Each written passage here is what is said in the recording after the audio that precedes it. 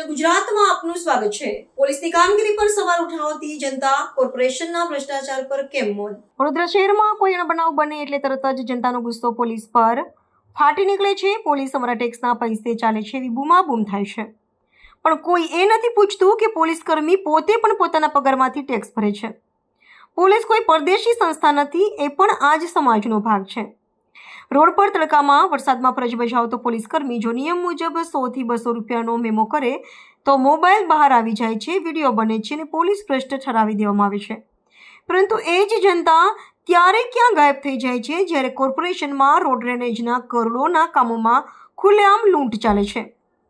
એક રોડ 3 વાર ખોદાય, એક કામનું 3 વખત બિલ બને, કામ મહિનામાં તૂટી જાય છતાં કોઈ વિરોધ નહીં, કોઈ વિડીયો નહીં।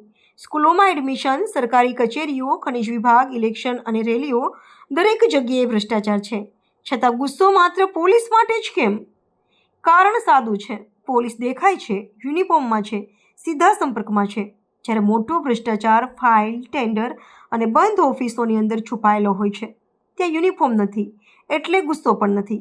સાચું કહીએ તો પોલીસ રોકે એટલે ગુસ્સો, કોર્પોરેશન લૂંટે એટલે મૌન, નેતા ચોરે એટલે તાળી। અમે પોલીસમાં ખામી નથી એવું નથી કહેતા, ખોટું જ્યાં થાય ત્યાં કાર્યવાહી થવી જોઈએ, પણ સવાલ એક જ છે, ન્યાય એકતરફી કેમ? જો દરેક ક્ષેત્રમાં ભ્રષ્ટાચાર છે તો વિરોધ પણ દરેક સામે થવો જોઈએ, નહીં તો આ લડાઈ ભ્રષ્ટાચાર સામે નહીં, ફક્ત સહેલા નિશાન સામેની બૂમાબૂમ બની રહેશે।